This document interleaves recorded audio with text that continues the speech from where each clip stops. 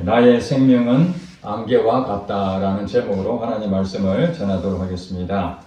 야고보서는 예수님의 동생이었던 야고보가 이스라엘의 지도자로 섬기고 있었습니다. 그가 이제 12지파에게 편지를 쓰게 됩니다. 오늘 야고보서의 이 편지 내용은 예수를 안 믿는 사람들이 아니라 예수님을 믿는 사람들을 대상으로 편지를 보내게 됩니다. 이 야고보서의 전체적인 주제 가운데 하나가 믿음에 대한 얘기입니다. 믿음. 여러분, 예수님을 믿는다면 구원을 얻습니다. 천국 백성이 되는 것입니다. 여러분 아시다시피 당시에 예수님을 믿는 사람과 안 믿는 사람들이 나누어졌습니다. 유대인들 가운데서도 예수님을 부정하고 거절하는 사람들이 대부분 아니었습니까? 그래서 이 복음이 이스라엘 민족뿐만 아니라 전 세계적으로 이제 퍼지게 됩니다. 12제자를 통해서, 그리고 하나님 세우신 바울을 통해서 이방 땅에도 복음을 전하게 됩니다. 이제 그 흩어졌던 그 많은 그리스도인들이 신앙생활 하는 데에 정말 바르게 신앙생활을 해야 되는데, 당시의 상황을 보면은 여러 가지 어려움이 있었다는 것을 알 수 있습니다. 외적으로는 로마의 압제 시대였기 때문에 가전 예수 믿는 것 때문에 박해를 많이 당했습니다. 또 예수 믿는 사람들 가운데에 유대인들이 예수님은 하나님 아들이 아니다, 선지자가 아니다, 그렇게 거부하는 그 사람들 때문에 이 교회를 다니고 하나님 믿는 사람들은 또 자기 동족에게도 많은 핍박을 받게 됩니다. 그리고 또 하나는 무엇이냐면은 오늘날도 문화가 있지 않습니까? 이 세상에 문화가 있는데 당시에도 이 세상에 문화가 존재하고 있었습니다. 그 문화는 이 사단이 꽉 붙들고 있습니다. 하나님보다는 인간의 중심으로, 인간이 자기가 하고 싶은 대로 그런 욕구를 채우는 그런 사회적 문화가 팽배되어 있었는데, 오늘 야고보는 그 교회 공동체에 성도들에게 주의를 구합니다. 한마디로 이제 경고하는 거죠. 우리 믿는 사람들이 때로는 외적인 이 박해 때문에 믿음을 버리고 배신해버리고 교회를 떠나는 사람도 있지만은, 또 한편으로는 눈에 보이지 않지만 이 세상 문화들이 교회 안에도 들어오게 된다는 것입니다. 왜 그런 일이 생깁니까? 교회는 하나님을 예배하는 그런 공동체인데, 거기에 소속되어 있는 사람들은 다 사회생활을 하거든요. 자기의 일터가 있다는 얘기입니다. 또 그 지역에 특별한 그 문화들이 있지 않습니까? 고유의 전통이라는 이런 것들이 교회를 다니지만은 그게 다 자기 안에 가치관으로 자리 잡고 있습니다.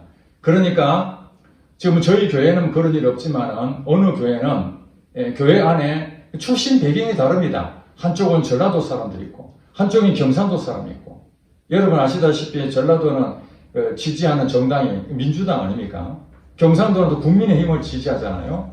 뭐 서로 가지고 있는 정치 색깔이 다르기 때문에 얼마든지 지지할 수 있습니다. 그것이 문제가 아닙니다. 그러나 자기가 지지하는 정당과 내가 지지하지 않는 정당, 그것이 교회 안에서도 서로 분쟁이 일어날 수 있는 것입니다. 이것이 바로 세상 풍조를 따라가는, 그것이 교회 안에도 들어와서 믿음을 떠나게 하는 그런 일들이 있었다고 야고보는 우리에게 경고를 줍니다. 그래서 믿음으로 사는 사람들 어떠냐? 믿음으로 산다면은, 믿음으로 사는 것은 입으로만 나 믿습니다, 입으로만 나 하나님 믿습니다, 이렇게 하는 게 아니라는 거예요. 또 성경에 보니까 이 마귀도 귀신도 하나님이 한 분이신 줄 믿고 떠온다고 그랬습니다. 심지어는 그 사단, 이 마귀들도 하나님이 한 분이시다는 것을 믿고 두려워 떤다는 것입니다. 하물며 우리가 하나님을 믿는다 하지만은 그 믿음이 진짜 믿음인지 가짜 믿음인지는 어떻게 알 수가 있느냐? 그게 이제 행동으로 나타나는 거죠. 우리가 그걸 실천이라 그러죠.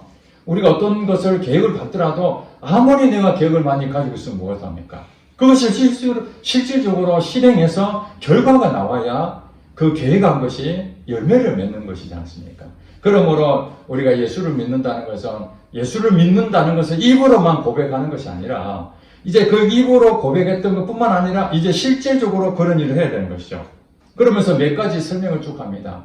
교회 안에 부자들도 올 수가 있지 않습니까? 돈 많은 사람들 교회 다닐 수 있습니다.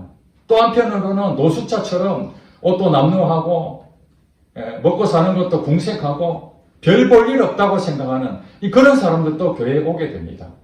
그럴 때에 우리 교회는 어떻게 해야 되는가? 차별하지 말아야 된다는 거예요. 돈 많은 사람들은 극진히 대접해서 VIP 자리에 앉혀놓고 돈도 없고 힘없고 명예도 없고 약한 사람 오면은 그 사람들에게는 본척 만척도 안 하고 아무 데나 앉아도 상관이 없고 예배 안 드려도 된다. 이렇게 차별을 하는 그것을 보고 그것이 한 예를 든 것이 아니라 실제로 교회 안에 그런 일이 있었다는 것입니다.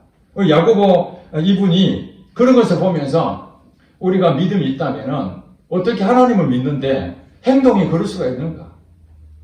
불쌍히 여기는 것이 하나님 마음인데 도대체 예수를 믿는다는 것이 도대체 무엇인가? 그러면서 어려운 사람이 오면은 너 배고프지? 너 헐벗었지? 참으로 어렵게 사는구나. 하나님께서 복 주실 거야. 힘내. 이렇게 말을 할 수는 있죠. 그러나 자기가 가지고 있는 재산이 있는데도 그 사람에게 쓸 것을 주지 아니하고 먹을 것을 주지 아니하면은 성경에 뭐라 그러니까 그 믿음은 가짜 믿음이라는 거예요. 하나님을 믿는다면은 어려운 사람 보면 불쌍히 여겨주고 먹을 걸 주고 내가 가진 것을 나눠주고 그렇게 선하게 베풀어 주면은 하나님이 그 마음을 귀하게 보시고 내게도 채워주시는 것입니다. 하나님이 살아계신다면은 내가 좋은 일을 했는데 왜 하나님이 외면하겠습니까? 그런 하나님은 우리가 믿을 필요가 없죠. 사단은 우리를 죽입니다. 우리 영혼을 죽이고 우리를 망하게 합니다. 욕심을 부리게 만들어서 사람의 관계를 깨뜨리게 만들고 재산 다 낭비하게 만듭니다. 그러나 하나님께서는 믿는 사람들은 선한 일을 할 때에 하나님을 채워주십니다. 그래서 하나님께서는 이 땅에 고아와 과부들, 가난한 사람들을 이 땅에 남겨두신 이유는 그들은 희망이 없습니다. 하나님 없으면 나는 죽습니다. 그렇게 기도할 때 하나님께서 그래도 믿는 사람들 통해서 공급해라. 그들에게 흘려보내라. 그러면은 하나님이 주신 말씀대로 흘려보낼 때에 그들이 하나님은 살아계시는구나. 하나님이 도우셨구나. 교회 다니는 예수 믿는 사람 때문에 내가 이런 복을 받았구나 하는데 그 마음이 하나님께 영광이 되고 하나님을 믿지 않겠습니까? 그러면서 오늘 본문 말씀을 또 13절부터 17절까지 말씀인데 그 교회 공동체 안에 이런 사람들이 있었다는 거예요. 13절에 들으라. 물론 성도들 가운데에 일부지만 오늘은 우리 모두가 내 자신이다 그렇게 생각하고 들으셔야 됩니다. 들으라. 너희 중에 말하기를 예수 믿는 사람들 얘기입니다. 예수 믿는 사람들이 뭐라고 얘기합니까? 오늘이나 내일이나 우리가 어떤 도시에 가서 거기서 1년을 머물며 장사하여 이익을 보리라 하는 자들아. 들어야 될 대상자가 누구냐 하면은 오늘이나 내일이나 우리가 어떤 도시에 가서 거기서 1년을 머물며 장사하여 이득을 보고자 하는 그 사람들이 대상입니다. 그러니까 이 사람들은 예수를 믿는데 어디에 관심이 있었다는 것입니까? 돈 버는 데 관심이 있었던 것입니다. 어떻게 하면 돈을 더 잘 벌 수 있을까? 그 계획을 세우는 겁니다. 어떤 도시 가면은 그 돈이 된다는데 지금은 구미가 공단 지역으로 형성되고 좀 수십 년 지나면서 경기가 침체되고 공장도 문을 닫고 대기업도 떠나는 그런 일이 있었지만은 이 구미도 시골이었습니다.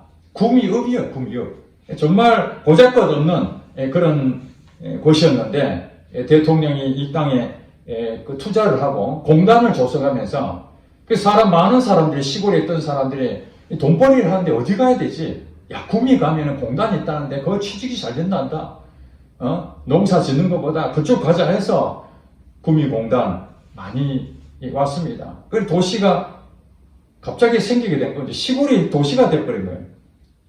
몇십만 명이 모이는 이런 도시 있는 것처럼 예수를 믿는 사람 가운데 야, 어떻게 하면 돈을 좀 더 많이 벌 수 있을까? 그래 고민하는 그런 사람들에게 지금 뭐라고 얘기합니까? 14절에 내일 일을 너희가 하지 못하는도다.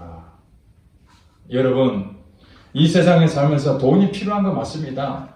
왜냐하면 그것이 우리 생활을 해야 될 도구이기 때문에 돈을 버는 것은 당연한 것입니다. 거기에 대해 계획을 세운 것이 잘못된 건 아닙니다. 그럼에도 불구하고 오늘 이들에게 말하고 있는 것이 무엇입니까? 나의 전 인생을 어디에 관심을 가지고 있느냐, 이런 얘기입니다.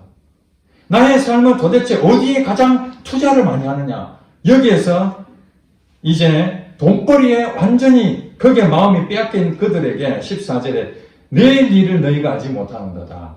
자, 오늘 그런 계획을 다 세웠습니다. 내일 그런 일들이 벌어져야 되는데, 돈을 벌어야 되는데, 계획은 잔뜩 세웠는데 내일 일을 알지 못한다는 말이 무엇입니까? 그런 일이 안 생길 수 있다는 얘기입니다. 생명이 그날로 끝날 수도 있다는 것입니다. 지난번에 말씀드렸지만 여러분 잘 아시는 그 가수였던 현미가 별세를 했는데 그 첫날 김천에서 공연이 있어서 그것을 참 건강한 몸으로 잘 행사를 마치고 집에 돌아왔습니다.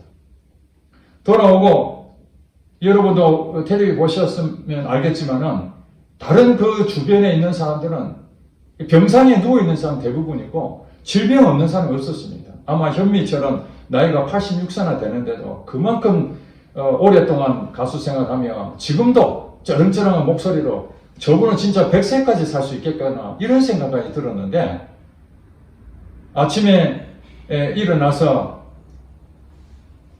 부엌에서 무슨 일을 했는지 모르고 거기에서 갑자기 쓰러진 거예요. 같이 잠을 잤던 그분이 아침거리를 살려고 숲을 간 그 사이에 같이 잠을 잤지만은 우리가 하필이면은 아무도 없었을 때 그 짧은 시간에 쓰러지고 병원에 갔지만은 회생하지 못했습니다. 너무나 안타까운 일이죠. 그분이 무슨 돈벌이에 현혹되고 그런 것은 아니지만은 내일 일을 너희가 알지 못하는도다. 이 부분에서 아무도 자유로울 수 없습니다. 오늘 이렇게 예배 드리는데 내일 무슨 일이 일어날지 어떻게 알겠습니까? 사건, 사고라는 것은 예견하고 오지 않지 않습니까? 내가 언제 죽을지 예견하고 오지 않지 않습니까? 그리고 저도 사업을 해봤지만은 그 십몇 년 동안 사업을 해서 참 많은 돈을 번 적도 있었습니다. 그냥 어떤 사람이 얘기한 것처럼 그 돈이 막 다발로 들어온다는데 그런 정도의 돈이 들어오니까 주체하지 못할 정도로 야 돈이 많이 벌리는구나 그런 생각도 했었습니다. 그러나 상황이 바뀌고 거래하던 회사가 부도가 나고 저도 이제 어려워지면서 그 가진 재물들이 지금 제 손안에 아무것도 없는 거예요. 십몇 년 동안 그렇게 수고했는데도 다 없어져 버린 거예요. 내일 일을 알지 못하는 것입니다. 내가 열심히 하면은 당연히 그 대가로 많은 걸 쌓을 것처럼 보이지만은 하나님이 지켜주지 않는다면 나의 재물은 아무것도 의미가 없다는 것입니다. 그러면서 하시는 말씀이 너희 생명이 무엇이냐? 너희는 잠깐 보이다가 없어지는 안개와 같다. 여러분 안개 아시죠? 아침에 차 운전하다 보면은 안개가 자욱할 때가 있습니다. 나중에는 햇빛이 뜨면은 안개가 그냥 사라지는데 안개가 있으면은 앞에 보이진 않죠? 근데 안개가 며칠간 가지 않지 않습니까? 물론 늪지대에는 그런 습기가 있기 때문에 하지만 일반 우리가 사는 곳에서는 안개가 잠깐 보이다가 없어져 버립니다. 우리의 생명에 대해서 이 야고보 선생은 이렇게 말합니다. 잠깐 보이다가 없어지는 안개와 같다 이렇게 말합니다. 시편 90편 10절에는 이런 말씀을 하십니다. 우리의 연수가 우리의 나이가 70이요. 우리가 사는 인생에 거의 특별한 일 아니면 70 정도까지는 살 수가 있다는 것입니다. 강건하면 80이다. 강건하면 80이다. 이것이 신속히 날아간다고 그렇게 설명하고 있습니다. 성경이 그렇게 말하고 있습니다. 우리의 연수가 70이요. 강건하면 80이다. 이것이 신속히 지나간다. 신속히 날아간다. 예. 여러분 잘 아시다시피 우리가 나이를 드는데 60대는 60km 달린다고 70대는 70km 달린다고 그런 얘기 하지 않습니까? 정말 그걸 느낍니다. 제가 며칠 전에 그 시골에 있는 한 교회에 가서 함께 기도하고 그러는데, 점심 먹을 때에 아마 2장인 것 같아요. 한 방송에서 멘트가 나왔습니다. 그러면서 아닙니다. 65세 이상 되신 노인분들께서는 이 멘트가 딱 나오는데, 제가 순간적으로 무슨 생각 들었냐면은, 제가 2년만 있으면 노인이구나. 그 생각이 들었습니다. 저는 청춘 같아요. 모든 부분이 젊은 것 같아요. 그런데 세월은 이길 수가 없습니다. 기억력도 깜빡깜빡합니다. 분명히 생각나는데 안 떠오릅니다. 이것이 나이 먹었다는 증거가 아니겠습니까? 저도 이렇게 60대가 올 줄은 상상을 못했습니다. 먼 미래인 줄 알았습니다. 이제 살아온 시간보다 살 날이 얼마 안 남았습니다. 제가 그러면서 느낀 게 무엇입니까? 너희 생명이 무엇이냐? 너희는 잠깐 보이다가 없어지는 안개니라. 야고보서 5장까지 묵상하면서 우리 말씀을 나눠야 되는데, 하나님 제게 어떤 말씀이 필요하십니까? 했더니 나의 생명에 대한 부분들을 주셨다고 생각이 됩니다. 지나간 과거를 돌이켜볼 때 후회스러움이 있었습니다. 그때 이렇게 살았으면 더 좋았을 뻔했다. 내가 그때 그 선택을 이렇게 했었으면 좋았을 뻔했는데 그 선택을 바르지 못했구나. 내가 욕심을 부리고 살아온 부분도 있었구나. 물론 그때도 제가 하나님을 믿었습니다. 제가 22살 때 하나님 믿었으니까 22살 때 하나님 믿었다고 완전하게 하나님을 위해서 산 건 아니었던 거예요. 바로 이 사람들처럼 사업을 하면서 돈을 많이 벌고자 하는 마음도 있었고, 때로는 사람들 관계에서 내가 자신감이 넘쳐서 그들이 볼 땐 저를 교만하게 볼 수도 있었고, 또 투자를 했는데 그 투자를 실패할 때도 있었고, 온전히 하나님에게 헌신하지 못한 그런 시간들도 제가 다시 한번 돌이켜보게 됐습니다. 그러나 이제 제가 감사한 건 뭐냐면은, 내 인생이 언제 끝날지는 모르지만은, 내일 일을 내가 알 수가 없지만은, 내 남은 인생은 오직 주님을 위해서 살아야 되겠다 하는 마음을 다시 한 번 더 생각합니다. 시간을 낭비하면 안 되겠다는 생각이 듭니다. 그래서 15절에 이렇게 말합니다. 너희가 도리어 말하기를 주의 뜻이면 우리가 살기도 하고 이것이나 저것을 하리라 할 것이거늘, 이것은 야고보가 이 돈의 욕심을 가지고 있는 사람들한테 어떻게 얘기하냐면, 너희가 돈 좀 벌려고 이 생각 저 생각 그 고민하는 것보다는 어떤 생각을 가져야 되냐? 주의 뜻이면 우리가 살기도 하고 이것이나 저것을 해야 될 것이다. 이렇게 해야 되는 게 마땅한 얘기라는 거예요. 그런 생각을 가져야 되는데 왜 그런 생각을 안 하고 세상에 따라가서 세상이 가는 대로 너희들도 그렇게 가느냐, 이런 얘기입니다. 주의 뜻이면, 예수를 믿는다는 것은 하나님을 믿는 것입니다. 나를 믿는 것이 아닙니다.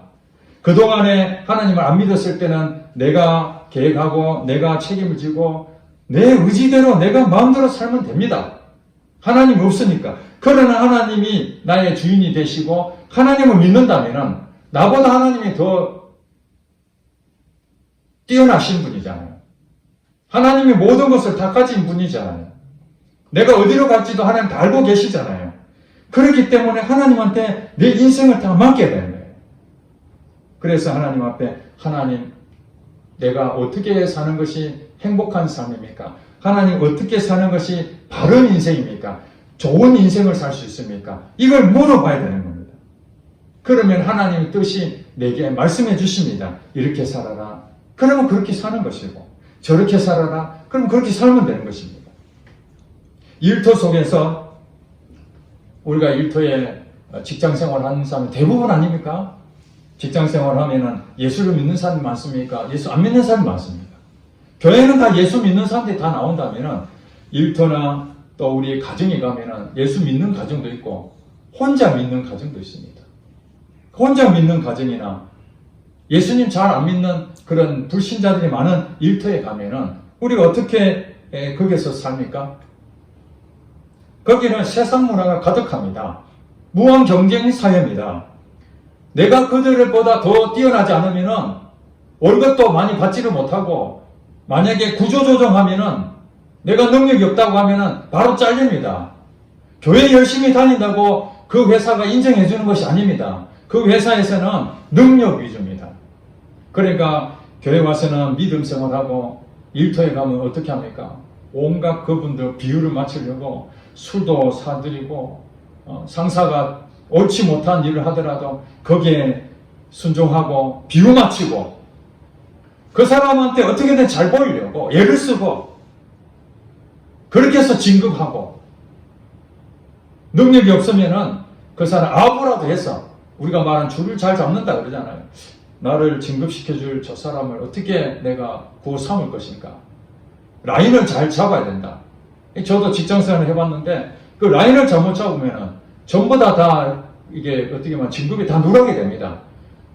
회사에서 인정받는 아주 그 재능이 있는 그분을 딱 줄을 잡으면은 같이 이제 승진할 수 있는 기회가 되거든요. 이게 눈치도 봐야 되고, 도대체 일터에서 믿음을 적용할 게 하나도 없는 거예요. 주의 뜻이면 내가 살기도 하고, 이거 하라면 이거 하고, 상사가 무슨 말 하더라도 하나님 뜻대로 살겠다, 이런 것을 할 수 있는 상황이 안 되는 겁니다. 오늘 이 돈벌이에 지금 마음이 빼앗겼던 이 사람들에게도 똑같은 얘기예요. 교회에서는 하나님 믿습니다. 찬양하고 기도하고 예배드리고 집에 돌아가서 그 다음에 직장에 가면은 어떻게 하면 돈을 많이 벌지? 어떻게 하면 상사의 마음을 더 즐겁게 해줄까? 그리고 우리 청년들은 이제 결혼을 해야 되는데, 결혼한 사람들이 많으면 자연스럽게 결혼해야 되는데 갑자기 사회가 어떻게 바뀌었습니까? 이제 혼자 사는 사람들이 많아지고, 비혼주의다, 비출산이다, 이것이 이제 보편화되니까 예수 믿는 사람도 결혼을 빨리 하고 자녀를 출생하고 하나님 뜻대로 믿음으로 결혼이라든지 그 다음 직장이든 모든 부분을 판단해야 되는데, 그런 생각을 가지지 아니하고 그 사람들이 말한 대로 맞네 하면서 수다 떨고 같이 이렇게 동조해버린다는 거예요. 교회의 큰 교회들은 대부분 이 소그룹 모임이 따로 있습니다. 예전엔 구역 모임이라고 그러죠. 예, 그 성교회든지 아니면은 그 지역별로 이렇게 그룹을 만들어서 거기서 일주일에 한 번씩 그 예배를 드립니다. 구역 예배. 저도 어렸을 때 부모님 따라가서 구역 예배를 드립니다. 그러면 제일 먼저 하는 것이 예배를 먼저 드립니다. 예배 드리고 난 다음에 이제 다과, 교제 시간을 갖습니다.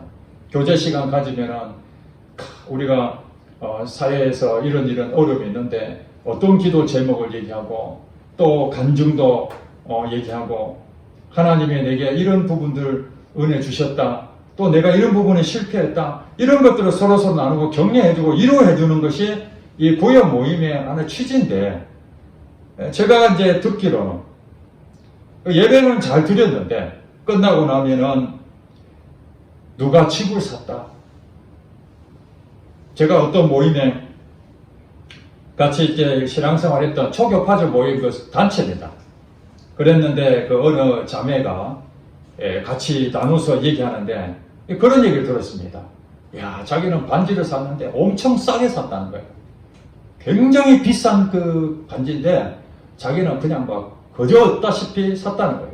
그래서 그 있는 주변의 사람들이 얼마 주고 샀는데 궁금해가지고 얼마 주고 어디서 샀나, 얼마 주고 샀나, 700만 원 주고 샀다는 거예요.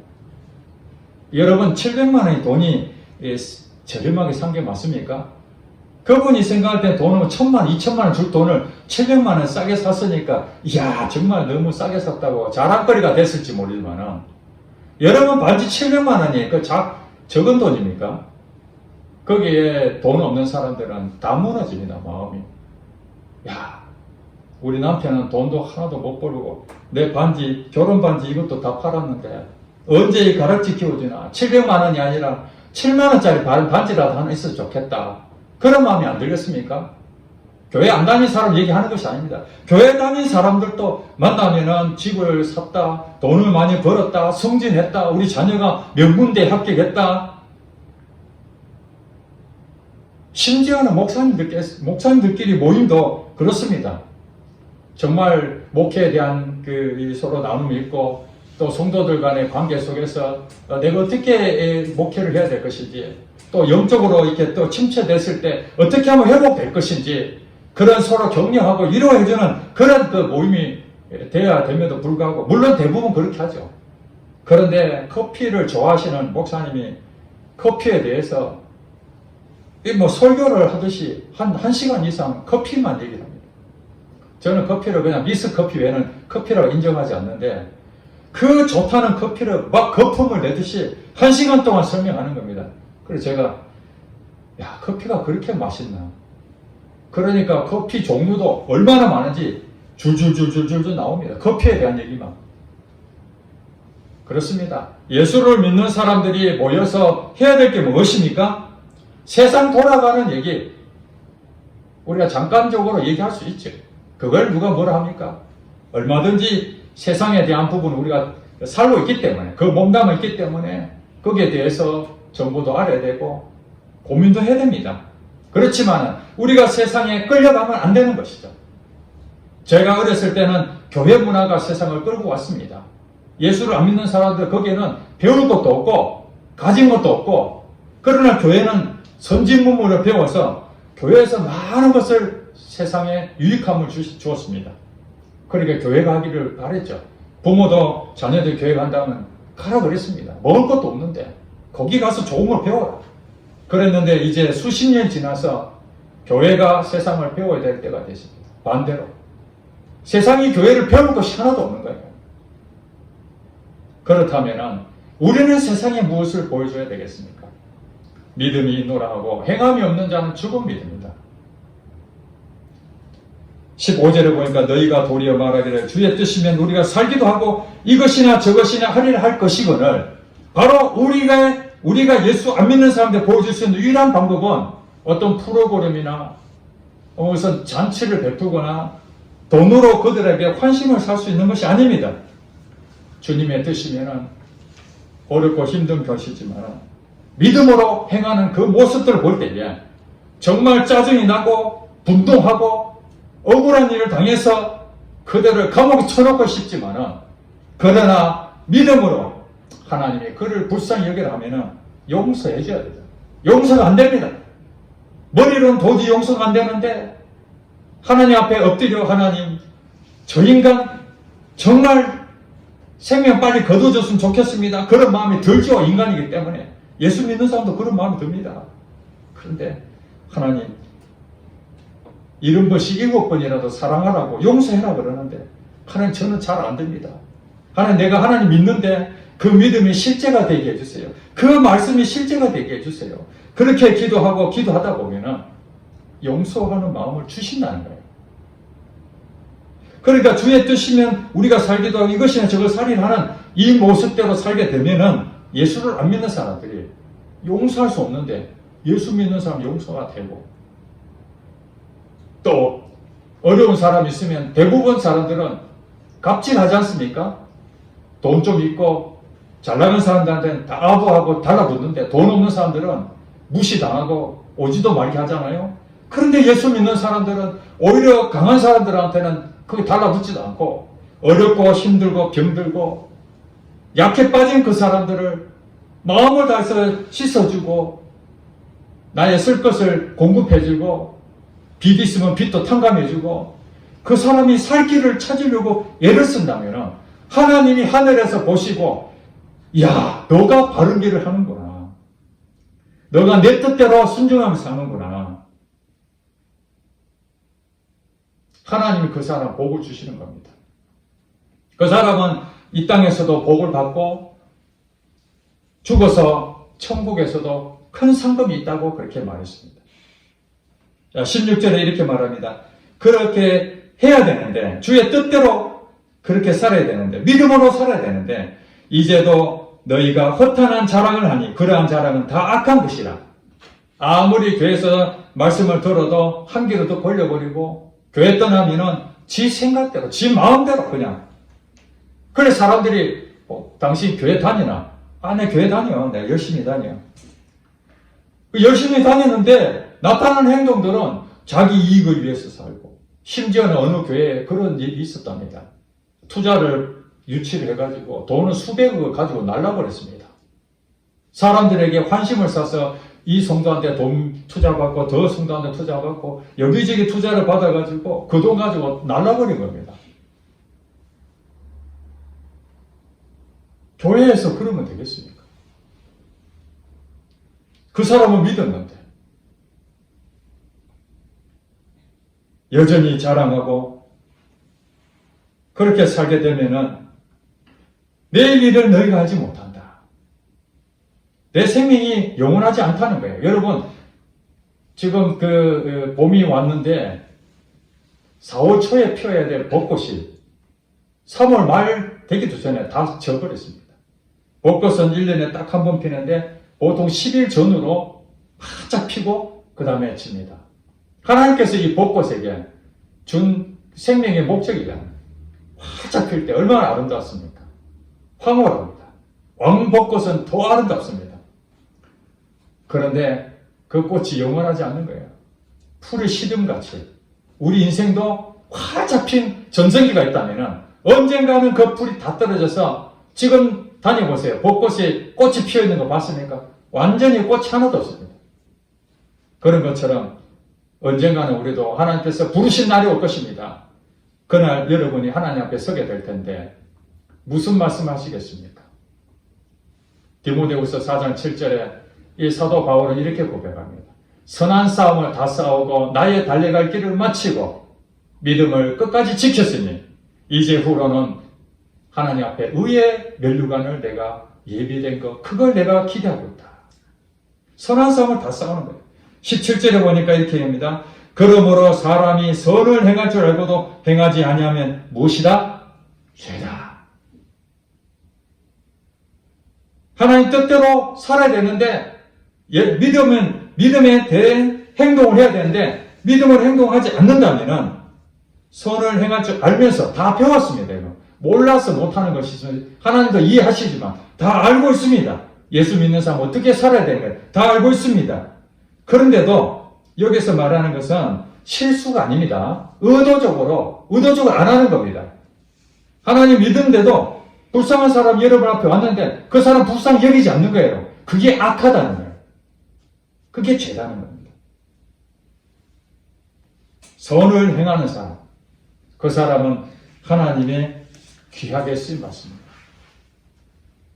사랑하는 성도 여러분, 젊은 사람들 그렇게 생각할 것입니다. 내 인생 아직 한참 남았구나. 100세까지 가려면 수십 년 남았구나. 그렇게 생각하죠. 어떤 분이 그렇게 말합니다. 60대 이제 끝나고 70이 됐는데 이제 내 인생 다 끝났다 해가지고 이제 살 날이 얼마 안 남았으니까 그냥 여기저기 돌아다니면서 채소나 캐고 등산도 하고 이렇게 했는데 80이 돼도 안 죽는 거예요. 그 똑같이 곧 죽겠지 100세까지 안 죽은 거예요. 여러분 70살 때 내일 모레 죽는 줄 알고 아무것도 안 하고 그냥 편안하게 살려고 했는데 30년이나 더 살게 된 거예요. 그분이 나중에 고백하면 그럴 줄 알았었으면 내가 30년 동안 가치 있는 마지막 인생을 살 텐데 껄껄껄 했다는 겁니다. 그래서 어떤 분은 90 몇 살 됐는데도 지금도 영어 단어 외우는 분이 있어요. 대단하지 않습니까? 우리가 볼 때 한 인생이 이제 다 끝났는데 영어 단어 배워서 못하게. 그렇습니다. 우리가 언제 이 땅을 떠날지 모르지만은 살아있는 동안에만큼은 하나님 뜻대로 내가 반드시 지금은 내가 연약하고 부족하기 때문에 넘어지지만은 그래도 다시 끝까지 이 믿음이 발생되어 말씀이 실제가 되는데 한 가지라도 영어 단어 하나 외우려고 하는 것처럼 이 성경 말씀이 하시는 그 실제가 되는 것 한 가지라도 내가 행하고 죽어야 되겠다. 그런 마음을 가지고 여러분이 주의 뜻이면 어떻게 살아야 될 것인가 거기에 관심을 가지고 살다 보면 여러분 필요하면 돈도 주시고요. 여러분 필요하다면 여러분 자녀들도 복도 주시고 진급도 시켜주시고 많은 것을 여러분 이 땅에서 하나님께서 반드시 주신다고 예수님 약속하셨습니다. 모든 걸 버리고 나를 따르는 자에게는 현세에서도 100배로 복을 받고 내세에서도 영생을 받지 못할 자가 없느니라. 아멘이십니까? 네. 이런 복이 여러분에게 축복으로 임하기를 주의 이름으로 축원합니다.